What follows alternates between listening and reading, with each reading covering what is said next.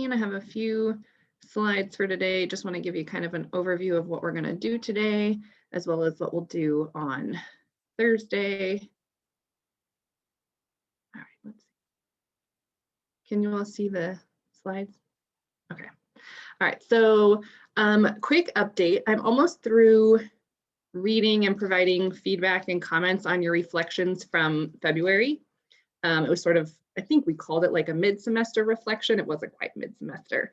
And I just want to say, those of you that I have graded so far, again, just my appreciation for the way that you really went in on the reflections and dug deep and were really thoughtful about the things that you're thinking about and learning. And so I just really appreciated your reflections.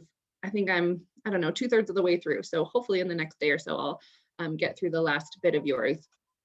Some of you had put some questions or thoughts or ideas in there, so I tried to respond to all of those. So when you get a chance, if you'll just take a moment and review the comments that I put in case there was something that you were asking about.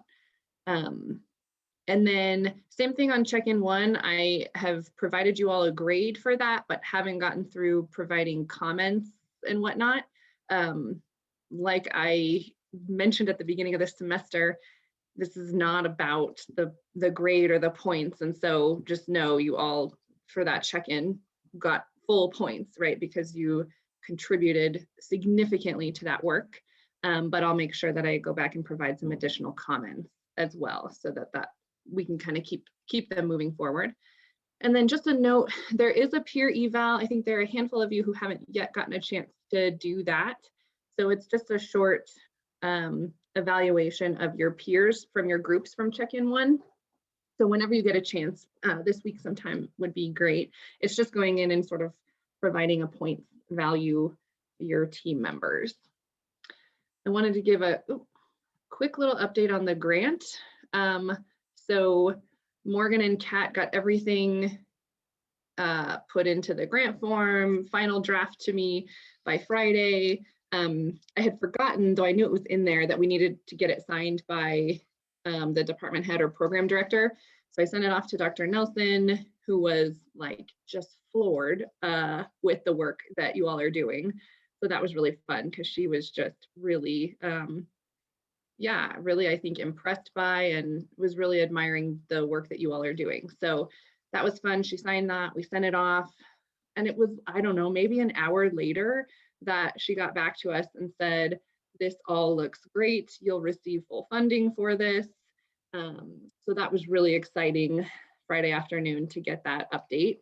I'm still working through like exactly how, do they create an account for me and then I provide the funds to Homeward Alliance? Do they directly send the money? So we're figuring out some of those logistics, but that was just a real, I guess, partly relief from my perspective of, all right, thank goodness we found a workaround that feels like it aligns with and keeps central the project goals of providing compensation for the folks that we will be interviewing. So I wanted to give you that quick update.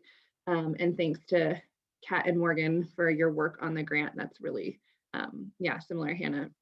We really appreciate all the work that you did on that. It was really, really exceptional. I had very little feedback and edits when I looked at it and then sent it along. So thanks for your work on that. A couple to-dos. Oh my gosh, figure it out. Okay, so the mid-semester evaluation. So those of you who have had me before know that I always at midpoint in the semester do an evaluation form to get your feedback. What's going well? What would you like to do more of, less of?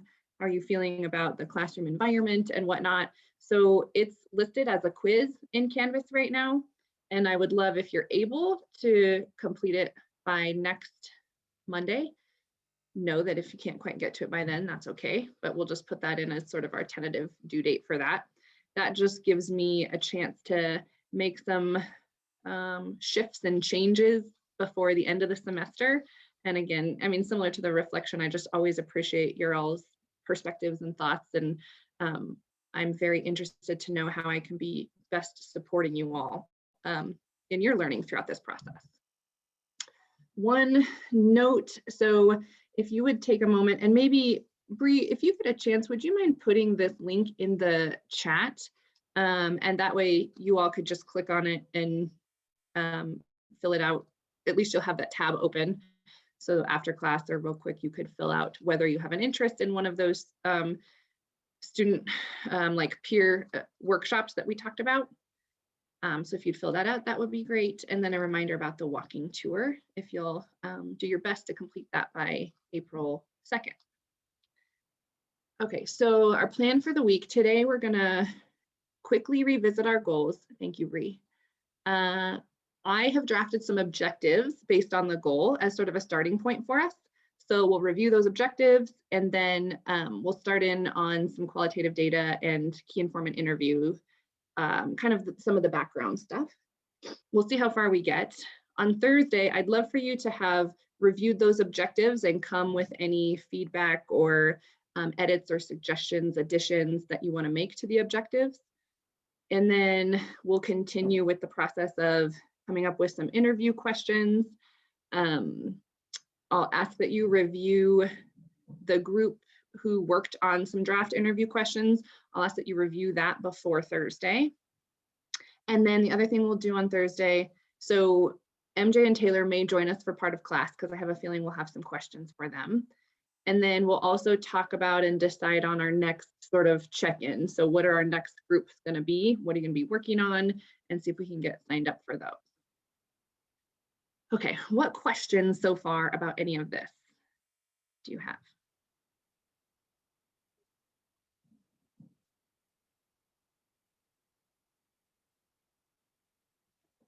Nothing yet? Okay. So I want to just remind us of the goal that we drafted over this last week. So where we're at with it right now, our goal is to facilitate an inclusive and compassionate assessment that centers the voices of people experiencing homelessness in Fort Collins and encompasses the current status, assets, needs, and priorities of people experiencing homelessness in Fort Collins. So I'll pause first and see any thoughts, edits, suggestions on changing the goal. And we certainly can do that. And then I'll delve into, like I said, some of the objectives that I have just started drafting and we'll want your feedback on.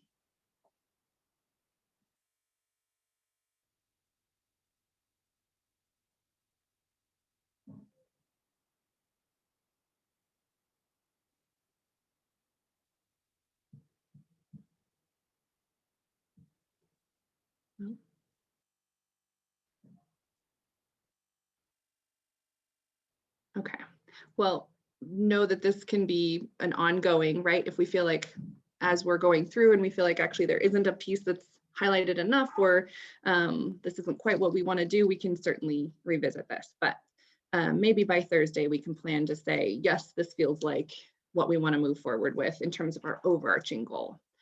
I think what can be maybe not more important, but equally as important is what are our objectives under that goal, right? What are the things that we're doing in order to accomplish this goal? And so like I mentioned, I have drafted some objectives that we'll walk through. And then on Thursday, I'd love to revisit this.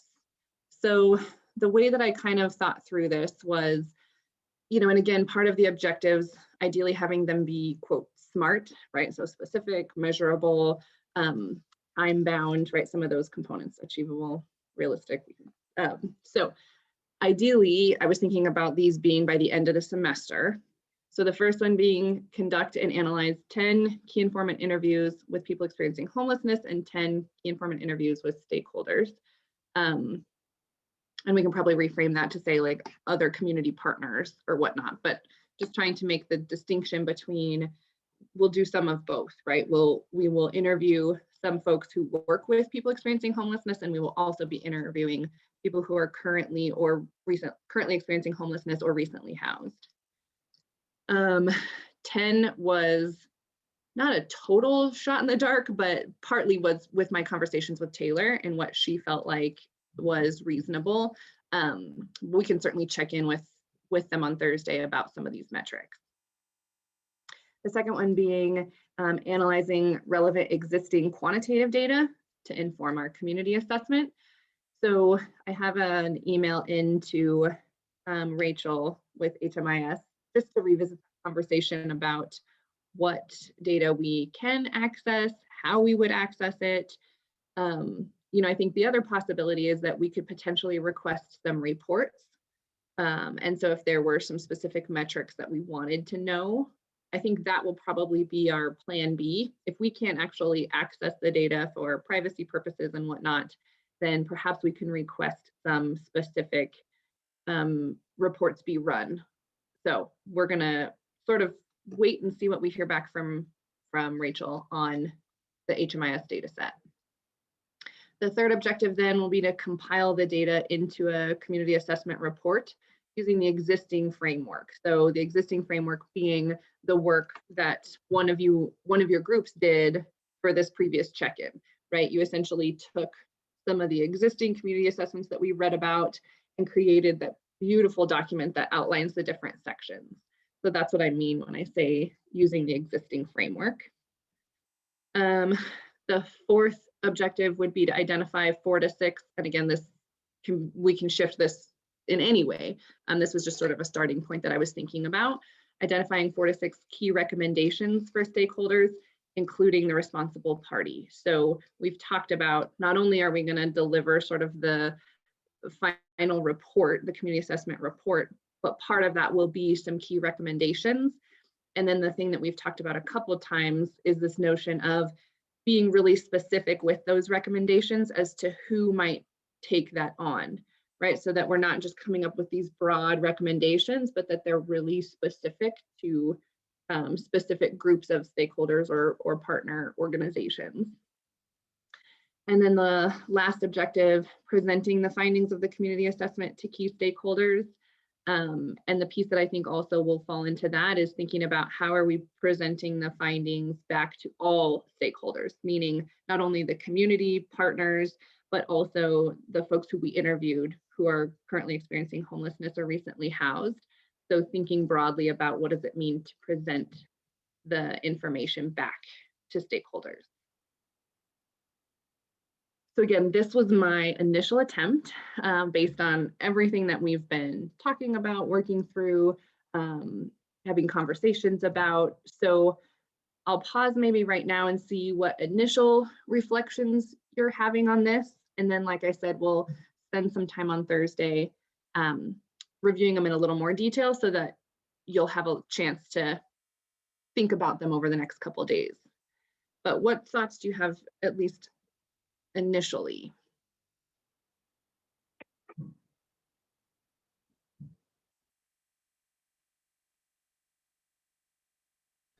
You mentioned we were going to interview people that are currently experiencing homelessness and people that were just housed. Could we also like interview people at risk? And I don't know if that's kind of in line with what we want to do, but how would we do that? Yeah, it's a good question. I think we would want to think through who, what criteria would we be using to decide on who is sort of at risk for becoming homeless. The thing that I think is important, and I know we've had some conversations about this, is keeping the scope in mind, right? And being really clear about what is in the scope of what we're doing and what isn't. And for me, part of where that will come in is part of our report will include a real explicit description of here's who is part of this and who was not part of this, so that when the results of this are being interpreted by stakeholders and whatnot, there's a clear acknowledgement of it's not all encompassing, right? And I think one of the things that I'll want us to continue to keep in mind is that scope and what do we have the capacity for with the timeline in mind. So those are some of the things that come up for me, but I'm curious what others are thinking.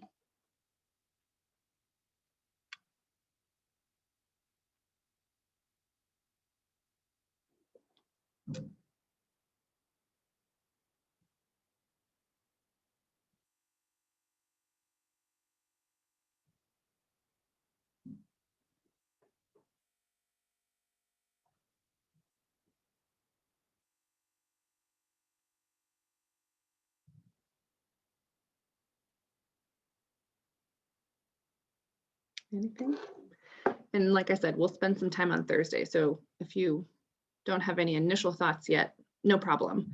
We will revisit this together as a larger group on Thursday. I guess I don't have a comment specifically on the scope, but I am wondering, looking at our goal and then looking at the different objectives, if we want to include something in that goal about making recommendations as well and using the assessment to inform those recommendations, that might be a way we could incorporate kind of the idea Hannah was talking about before of not bringing our own assumptions in, but actually like using these interviews to inform what we're suggesting.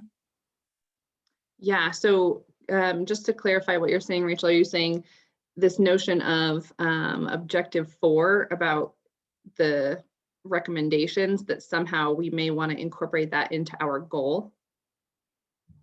Yeah, I'm just thinking kind of like a way to maybe link the recommendations with the assessment. So it's not like we're doing this assessment and then making the recommendation, like trying to limit our bias in recommendations, I guess, and like really using the assessment to inform those recommendations. I feel like maybe should be explicitly stated in the goal. Yeah, and or maybe it's an additional goal, right? There's a goal of facilitating the assessment and then a second goal of identifying and presenting the key recommendations and community assessment. So that could be one way to encompass some of these other objectives that aren't necessarily explicitly named in the overarching goal. Okay. Take a couple notes.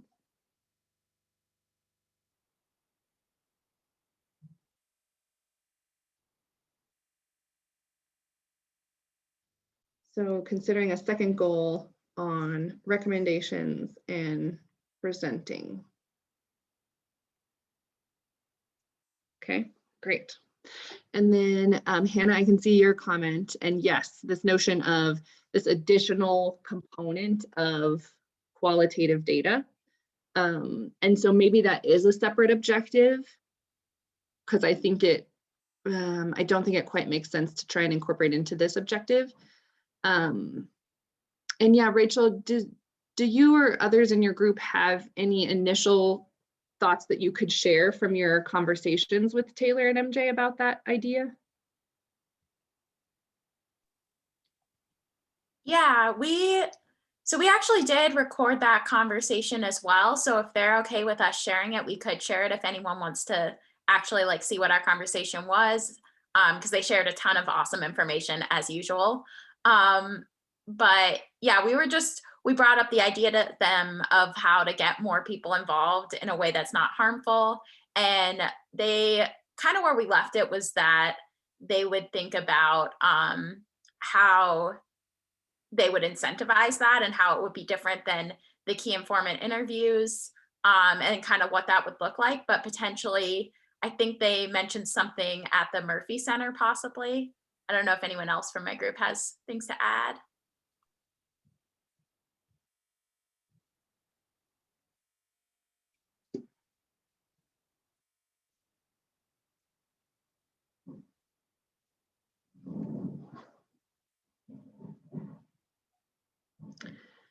One thought I have about that is if the main concern is the compensation piece, I think that we could think about, first of all, I think we padded the amount of money that we're sending to Homeward Alliance enough that we could probably also, if that, maybe the incentive is like a $5 gift card for doing this other activity, whatever that ends up looking like. I think that we could also do that. We could get 20 or 30 of those for $100 or $150, and I think there's still funding in there to support that. So yeah, maybe we can chat with them further about that. And Rachel, yeah, thinking about the time that it would take. So how do we make it accessible? How do we get the information we want to get at in a way that's accessible and a low barrier, and that it's worth $5, right? So, if we're paying folks $20 or $25 for an hour of their time, then if the activity took 10 or 15 minutes, I think that could be reasonable, but that might also be another question for Taylor and MJ. I'm just throwing it out there. I've been saving the perfect comment card box. Look at this. We wrap it with fun paper, put a slot in it. It's here if anyone thinks that's a good idea. I'm going to use it one way or another, even if I have to make my boyfriend like put comment cards in there. Okay, so we've already got the comment card box if we want to go that route.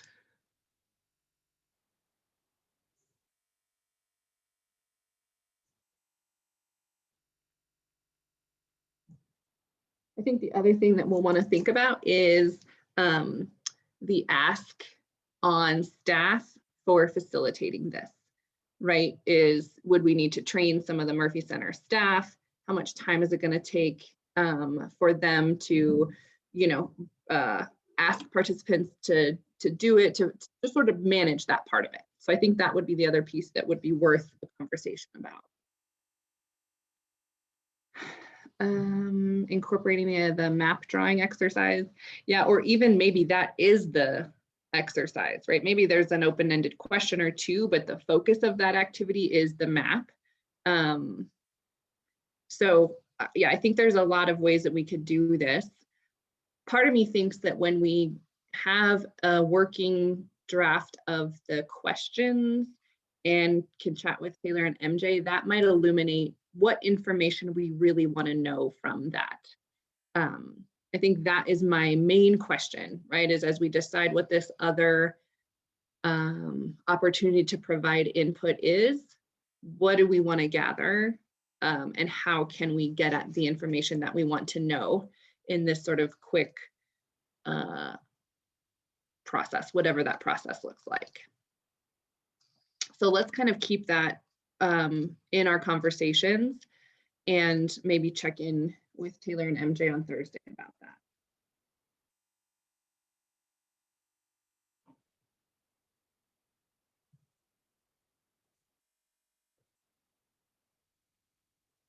All right, anything else on this?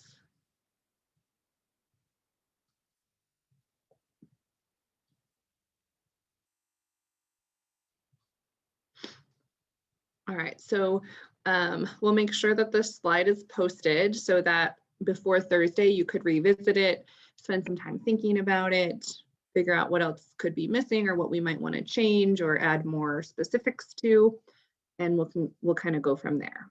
Does that sound like a plan?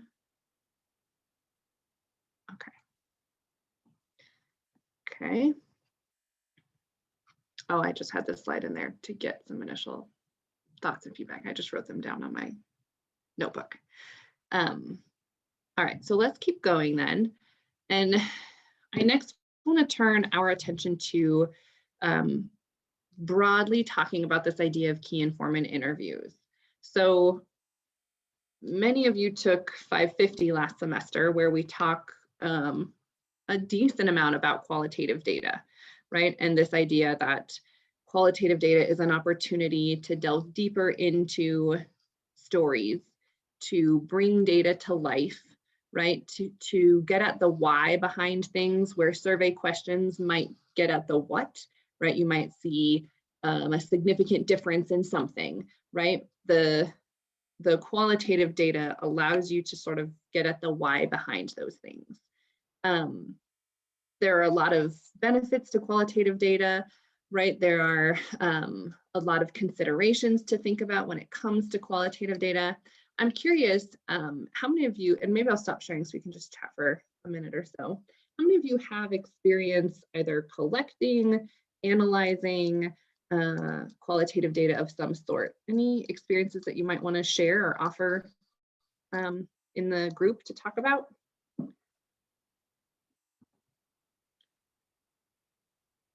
Or experiences being a participant in qualitative data?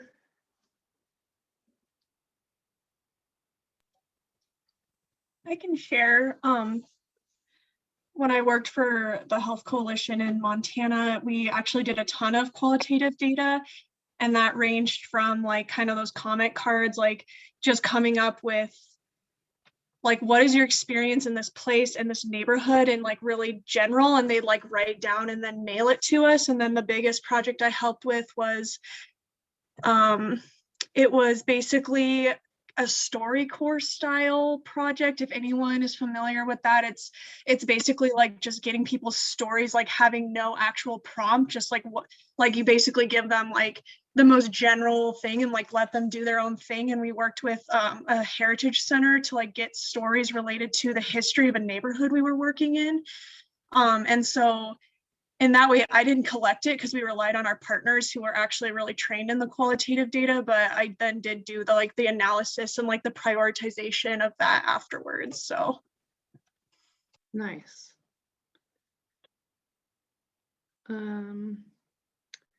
Rachel said that could be another interesting idea for the Murphy Center survey, sort of the idea of the StoryCorps. Is that what you're thinking, Rachel?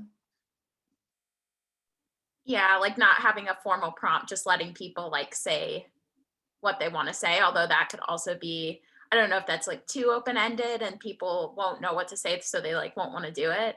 So I feel like it could have challenges too, but it is nice that it's really open-ended. Mm-hmm.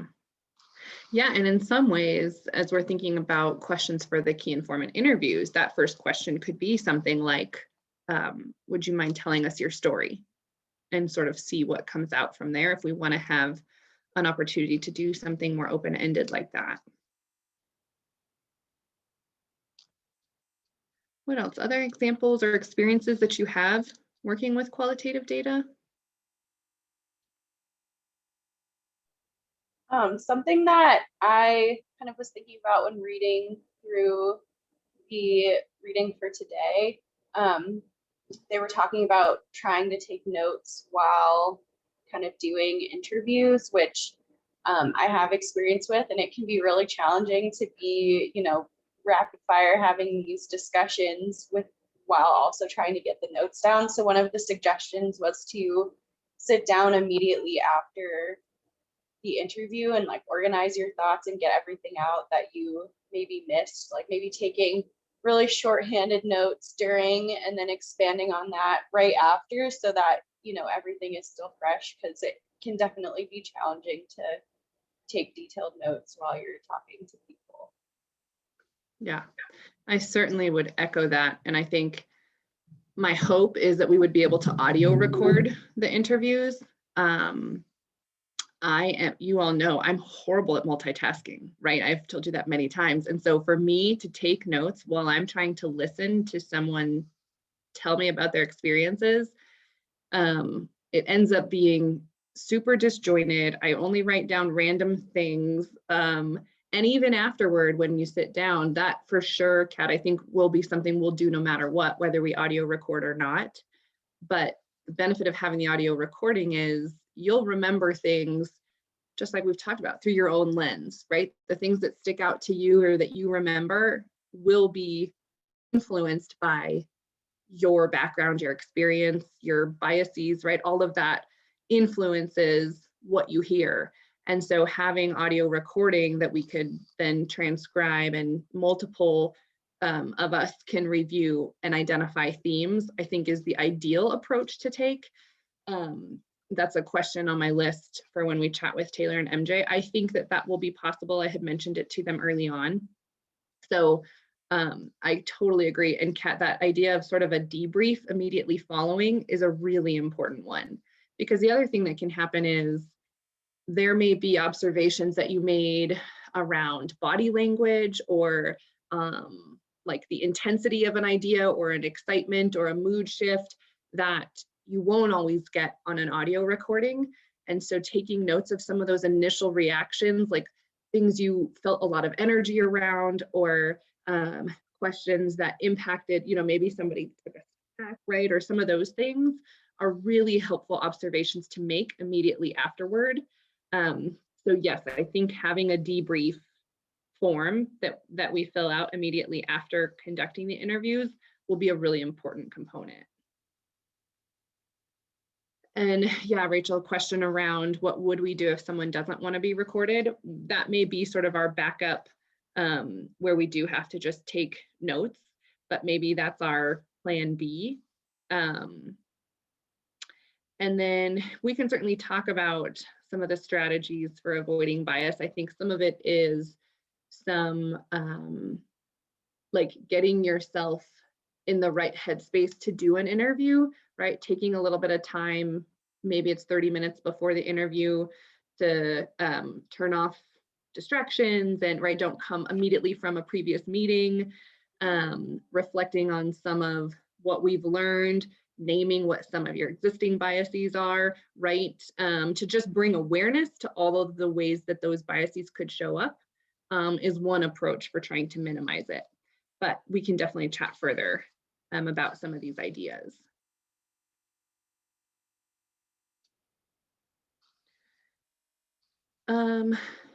Let's see, anybody else have experience with qualitative data that you want to share? Examples of how our biases could show up in the data or things you're thinking about related to qualitative data?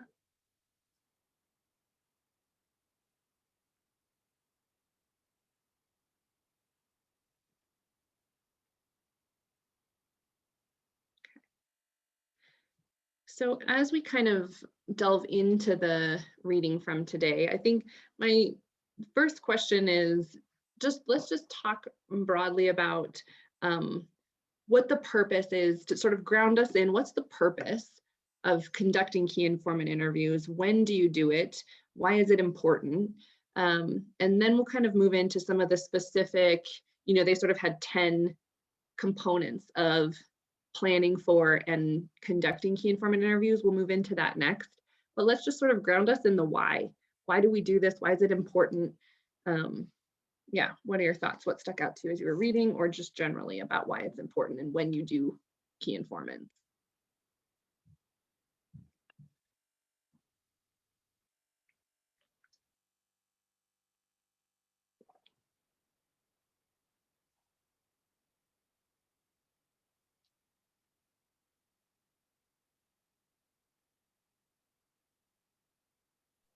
I kind of took away that the importance of figuring out our target population. Like, I know it is people experiencing homelessness, but is it families? Is it single moms? Is it veterans? And kind of figuring out if we're going to separate by categories or looking as a whole and that kind of thing. And if we're going to break it down in our assessment later on.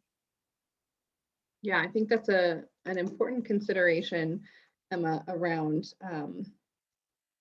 who these, if we end up with 10 or 12 or 15, just kind of, again, depending on Taylor's capacity to schedule the interviews, but thinking about what information is important so that we can, when we're presenting the findings, name, if it's important, that these findings came from predominantly women who are identifying, right, or who are experiencing homelessness, or, right, so thinking through that. One thing I wanted to mention that was on my list of things to talk about related to the reading from today is they do talk, I was going to try to pull it up to find where it is, but throughout the reading, they do call it target population. And that's one of the phrases or pieces around language that I'm sort of working on trying to reframe and I don't know if others of you are thinking through this. Sometimes I'll talk about the priority population rather than target population. But I don't know if others have thoughts on that language that you want to share or reflections you have.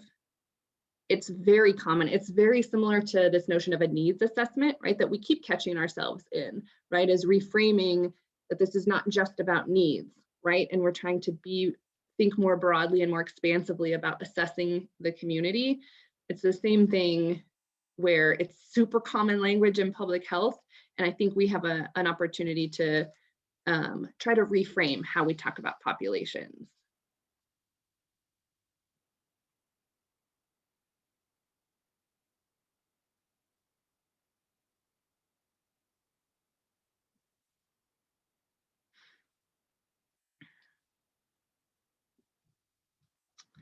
All right, well, if we want to just kind of dive into some of the specific components, I have it up as a slide, but I don't know if that's, maybe I'll put the list of them in the chat box, just because I like being able to see each other when we're talking through these things.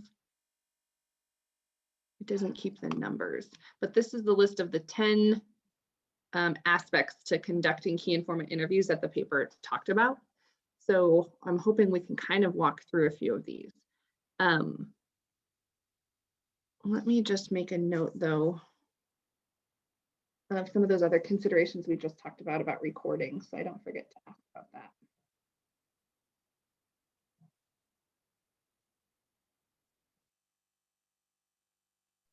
I also feel like it's important to think about the order of our questions. Like I know the article is like start off with more getting to know them and kind of comfortable, and then deciding when we're going to ask certain questions and when they feel more comfortable with us moving forward.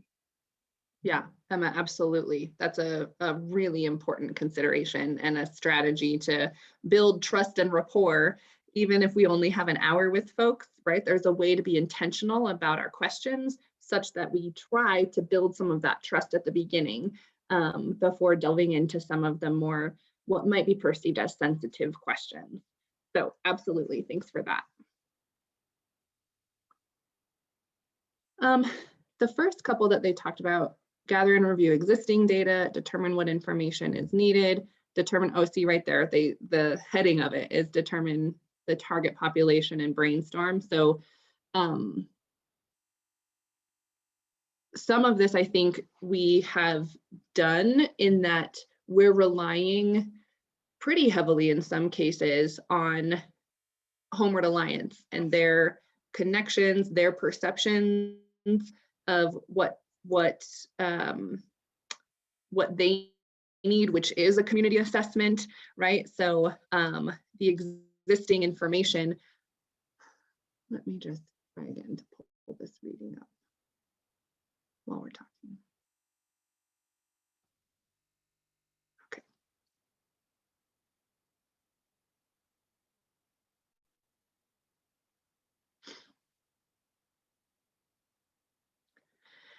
Yeah, so, some of what they talk about in gather and review existing data, kind of before determining what additional information needs to be collected, right? I think we have come to agree that stories are lacking, right? That really all that exists right now is some of the quantitative data, and that is also very limited. So some of our process for justifying the importance of key informants has been because there's a lack of qualitative data that's been part of this process all along. Determining what information is needed, right? Again, one of their suggestions is that you take existing quantitative data and figure out what you don't know. And so as we're drafting these questions, we can have that check to go back and say, is this information that we can't get with the HMIS data set, right? That can be sort of a lens through which we decide if a question makes sense to have in our key informant or not. And then just catching up on the chat. Yeah, Hannah, thanks for offering that up, right? That terminology that some use is guests, and also clients is another one that they use. And so that's a helpful thing to think about, is what language do we want to adopt as we're coming up with our script and whatnot.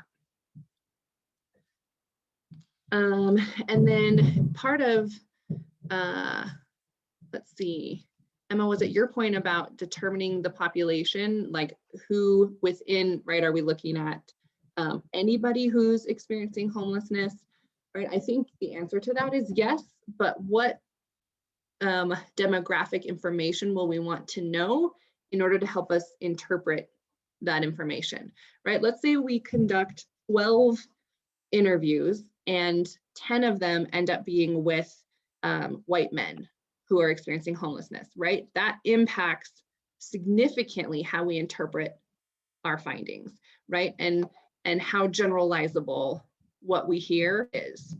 So I think that's an important piece for us to really consider. And I don't know how intentional we can be with who Taylor is reaching out to. I think that could be another important question for her, is to say, is there a way to try and have some diverse representation within the folks that you're recruiting for the key informant interviews? Yeah, and I think even when we do get the data, like decide if we're going to break it up within our assessment by the different populations that we get, or if it's going to be included like as one data set, I guess.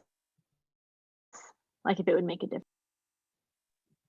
Yeah, and oftentimes with qualitative data, you can kind of do both, right? Where you can say, here was a significant theme that showed up in the data, and here are some of the characteristics of who said that, right? So it can be in one, and you can also provide some of that information, again, to be explicit or intentional about how we interpret the data.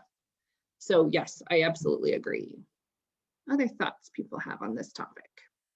I'm kind of thinking about like the pros and cons of like having diversity in the people we interview, because I think it's good to have different perspectives and to try to like get at intersectionality as much as possible. But at the same time, I feel like it has the potential to cause harm if we're generalizing from one person's interview. So I think we need to be very intentional, like about the way we phrase it, I guess, in the community assessment, just making sure that we're saying this is one person's perspective, if it's one person's perspective, not, you know, the whole population. Yeah. And that's relevant whether it's one person or 10 of the 12, right? That it's still only 10 people's perspective. So absolutely, I agree. And it's going to go back to how we phrase things, right? How we talk about these themes as they arise, who said the thing, right? How many people brought this same theme up? What are some of the social identities of the people who brought these ideas up? All of that becomes really important in how we interpret the findings.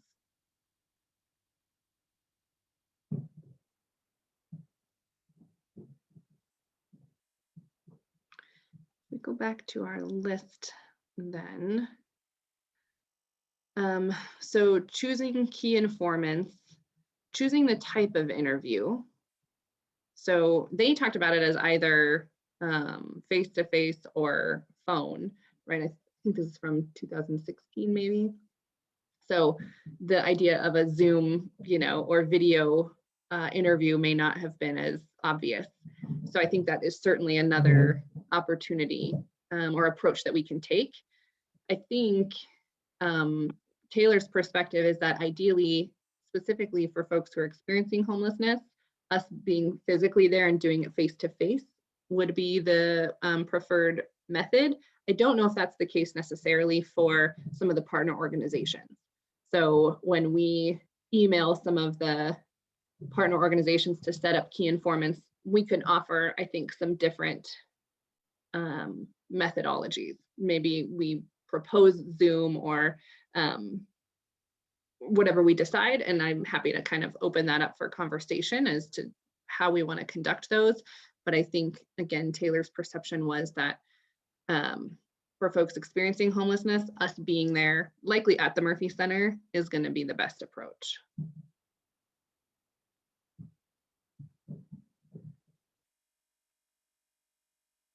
Any thoughts on that type of interview? Considerations?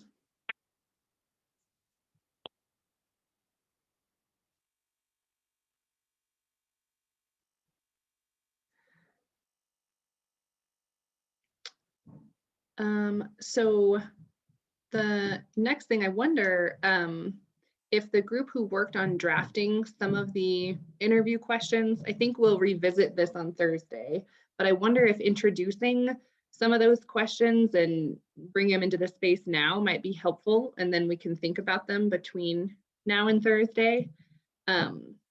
Would that be possible for one of you in that group? Do you have it handy? I can put the link in the chat if we want to do it that way. Or I can share my screen. Yeah, I don't have it open right now. I don't know if anyone else does.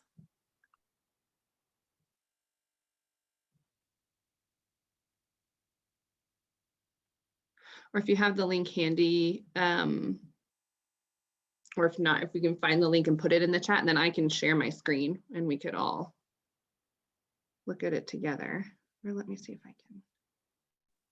I'll try to find the link. I can't make promises of doing it quickly. I No tried to problem. find it, I'll do and the I don't know same. if that's the right one, so maybe don't click the one that I just put in the chat because it looks really long and weird. I don't know if that's the right one. Oh, I think I have it here. Key informant interview questions, right? Yeah, I think I have it. Let me, oh my gosh. Try this.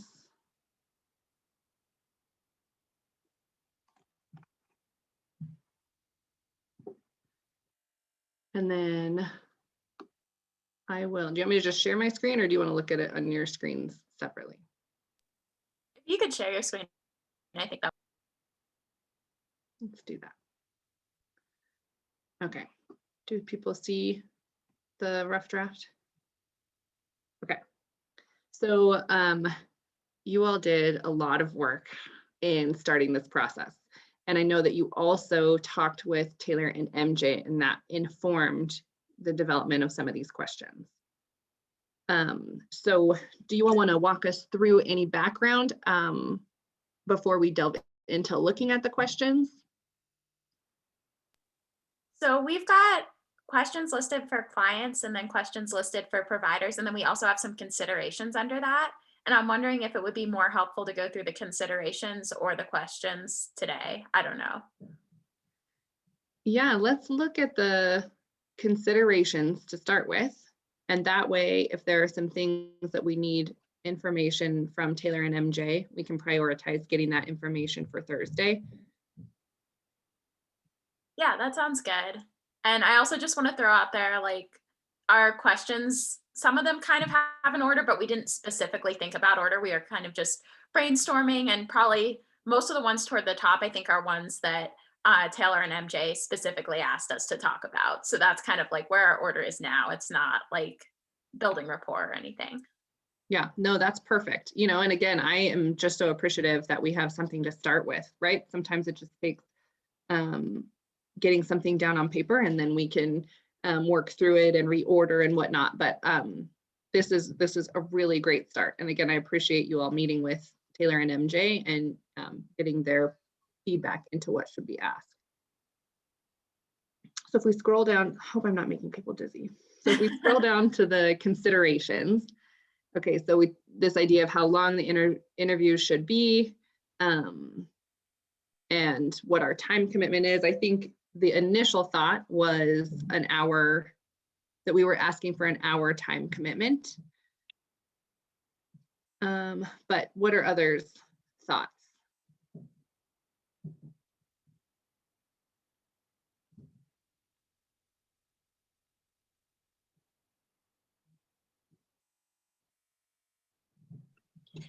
How many people will be in each small group? So great question, Lisa. We're gonna, instead of doing more of a focus group kind of setting, we're gonna do one-on-one interviews. So it will be the interviewer, potentially MJ and Taylor. I guess I should say Taylor was envisioning that she would sit in on the interviews, and then the person who's experiencing homelessness, or the person who's recently housed. In the case of the community partners, it would be whoever at the agency we were interested in talking to. But one thing that your question is making me think of, Lisa, is when we talk with the partner agencies, I think it's possible that we could have more than one person from the agency in that conversation, right? We might talk with David at Homeward Alliance, and he may say, well, I'd really like to bring so-and-so and, you know, somebody else to the conversation. So I think I would like to make us open to that possibility.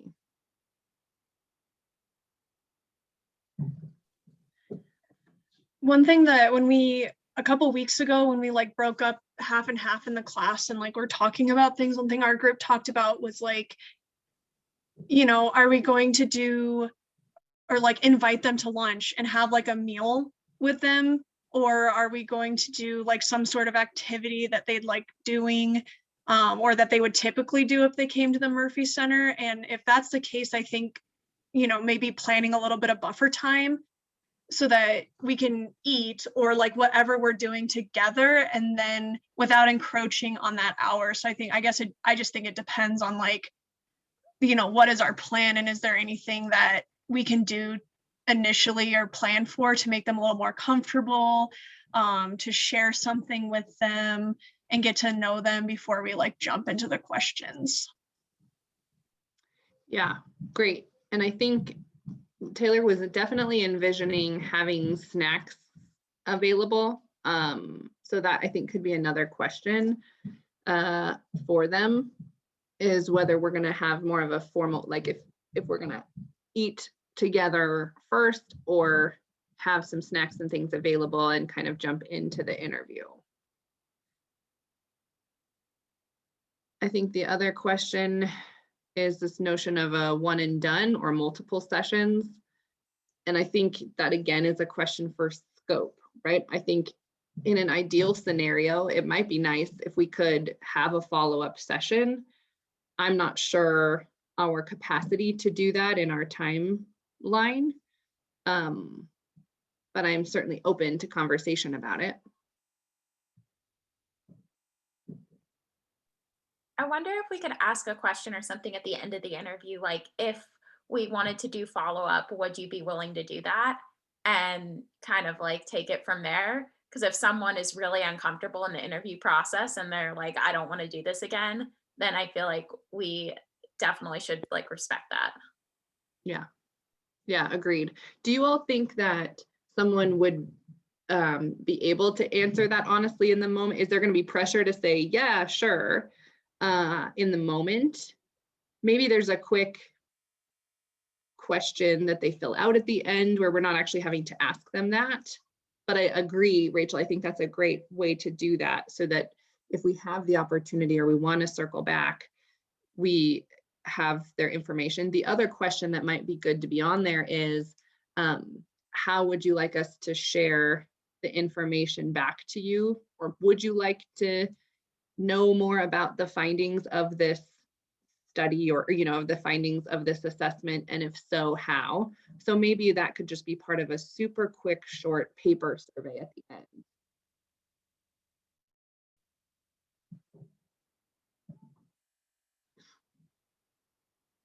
Okay, so who will interview? So Taylor is going to be the person who's facilitating the setup of the interviews. So if we have some things we want to share with her about, like we've talked about in terms of diversity across participants, or anything that we're thinking about when it comes to recruitment, I think sharing those thoughts with Taylor would be a good idea.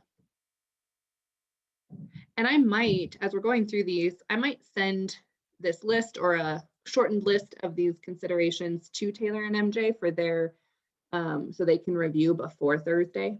So maybe that's how I'll go about this, is I'll kind of select a subset of these questions to ask them.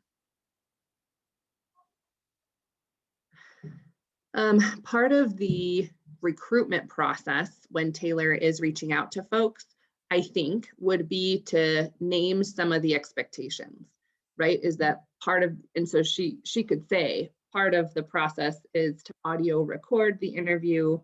And so that when people are agreeing to participate, they're agreeing knowing that on the front end. I think we would still sort of confirm that in the actual time when we sit down with people, but putting that expectation from the get-go, I think, is helpful in just expectation setting. I think, yes, we can absolutely go off script. We'll talk before you were to actually conduct one of the interviews, we'll do a little training on how you prompt. We'll come up with maybe a list of some prompts that you all could use.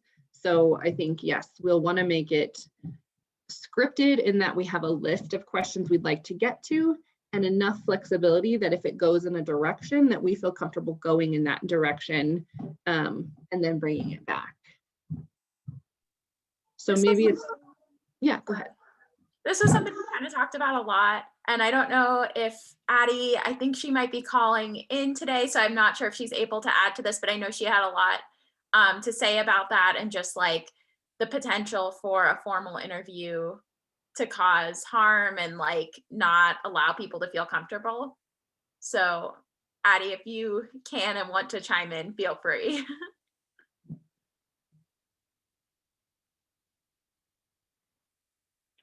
Yeah, sorry, I'm like kind of lagging a little bit. But yeah, I think just like we've already kind of talked about it several times, just like making sure that there's still like a comfortable environment and things like that. And just again, being aware of our biases and everything and just mannerisms and all of that. Yeah, and maybe that's, even more thought to, we will have our list of some questions, right? But before that, we'll have, I call it a script, but it's sort of the introductory stuff, right? The brief getting to know one another, the conversational piece that builds some of that rapport before delving into our list of questions. And so I think it's sort of, it's both. And in this question of going off script, does that leave more potential to cause harm, right? If someone were to ask a question that wasn't on the script that is bringing in a bias or a stereotype, I think yes. And that's where maybe having some guided prompts could be helpful. I think, prompts oftentimes are as simple as, could you tell me more about that? Or could you say more? Or, so that they're broad ways of delving a little bit deeper, or probing, I guess I should say. But they can be asked in a way that are broad enough that the purpose of the probe is to get a little bit more information. Yeah, no, go ahead. I was going to say my research advisor she's a qualitative researcher, and I feel like I've learned a lot from her. And like one of the methods that she's used that I think maybe is approachable is like the questions are on, like they're only introduced 3 at a time. And the question is like, answer any or all of these that are interesting to you or that you'd like to answer.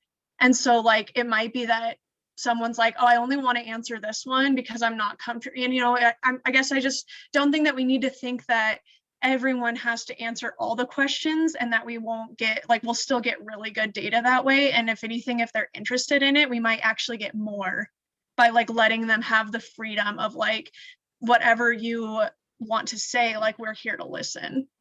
And also I feel like having it written down so they can see it also kind of helps. And if English isn't someone's first language, maybe we can have like a few translations available so that we can give it to them in another language as well, written down for them. Yeah, I like that idea a lot, this notion of sort of a choose your own adventure in terms of what you want to answer. And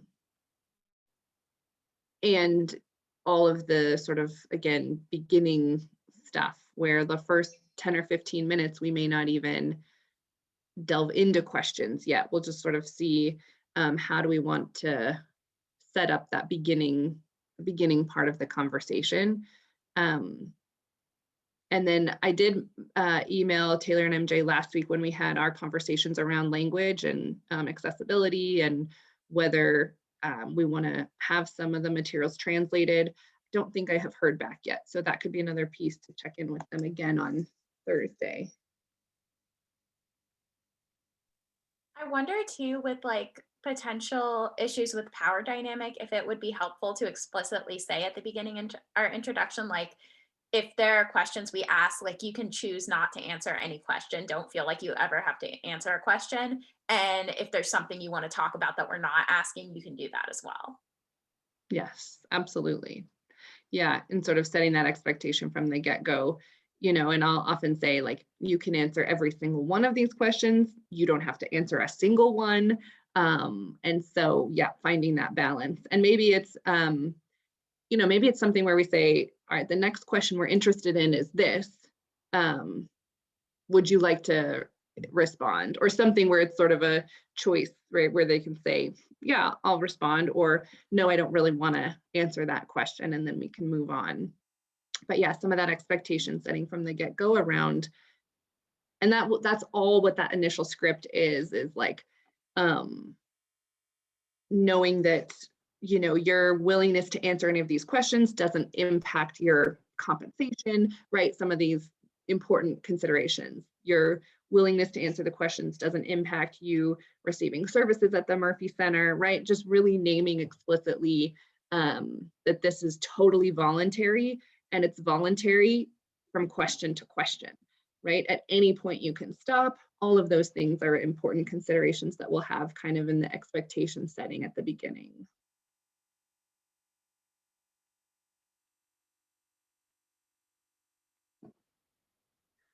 Okay, this one's another really important one, and I recall, and it might have been the first week that we all got together in person, Addie bringing up some really important considerations around human connection, how we're gonna be able to do that while maintaining COVID restrictions.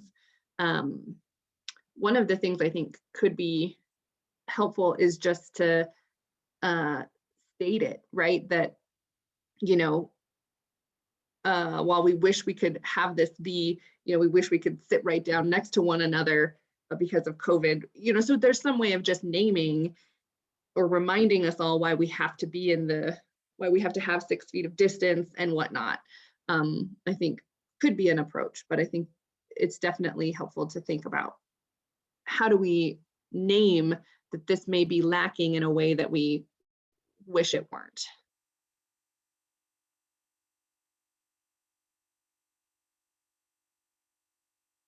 Yeah, this I think is really important, positive framing to make sure providers don't feel attacked while also digging into the gaps.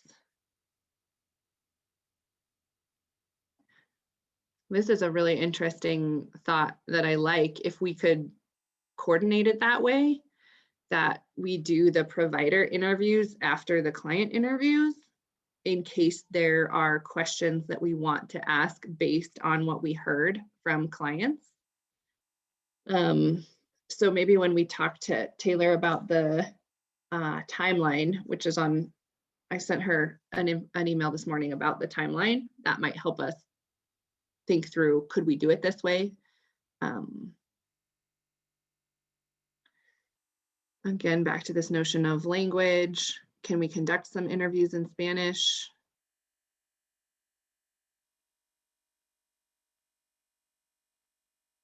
I think we also will want to be intentional about an interview question for community partners about language and accessibility and who seeks their services, to get at that also. Oh, that's interesting, Rachel, your note about considering including a question for clients about what questions they might have for providers. I love that. Yeah, we were thinking, sorry, I don't know if someone else was talking or if I was echoing. Maybe it was just me, but we were thinking, just like with the power dynamic of providers versus clients, like if there were questions that they had that they didn't feel comfortable asking directly, or things they like wanted to say to them that they didn't feel comfortable saying directly, but like wanted them to know that it like could potentially be helpful. Mm-hmm. Yeah, I like that idea a lot.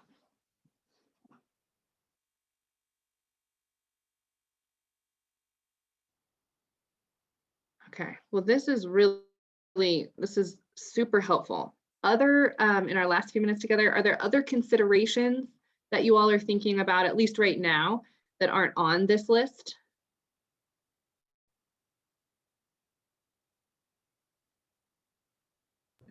Should we budget maybe bringing masks for these individuals, and they can take some with them, like just having it as another material resource that we can have on hand? That's a great idea, Emma.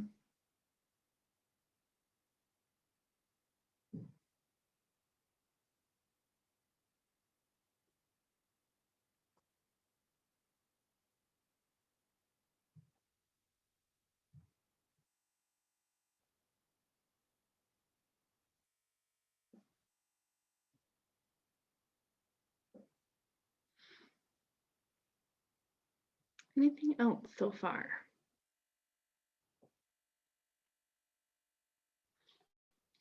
Yeah, this group did some work. So again, thanks to the three of you for working on this. So what I'll do for Thursday is I'll put this link in the module description for what we'll cover in Thursday. So I'll ask that you review the interview questions, review the objectives slide from today, and then our plan for Thursday. Let me just go back to my slide for Thursday, make sure. So yeah, finalize-ish the objectives, continue with the interview questions, hoping MJ and Taylor will visit our class, and then we'll talk about this check-in number 2. Any last questions or comments or things you're thinking about before we end for today? Chrissy, do you think that we're going to see the quantitative data before we finalize the interview questions? Because I mean, on the like list of things we should consider, it's kind of like looking at what gaps are there in the quantitative data, and I think that'll be important for interview questions. Yeah, my guess, if I had to guess, would be no. I just got the sense after Thursday that there are going to be some serious barriers to getting that data. So trying to be realistic, my guess is no. At the same time, though, if there are some things that we're curious about and we think it would be really helpful to know, do we have some quantitative data about this? We can ask Rachel, first of all, do you have this data? So is it even worth us asking a question or not? And if so, can you run a report for us? So that's how that's my best guess as to how we should approach that. And Rachel knows that we're doing this on behalf of Homeward Alliance, right? Okay. Yeah. And so I think what may end up happening is she may be able to de-identify enough of the data that it can be shared with us somehow. I just know how long things can take. So I'm just trying to be realistic with the timing of stuff. So I think it's certainly possible that we could access the data. I'm not sure our timeline for doing so.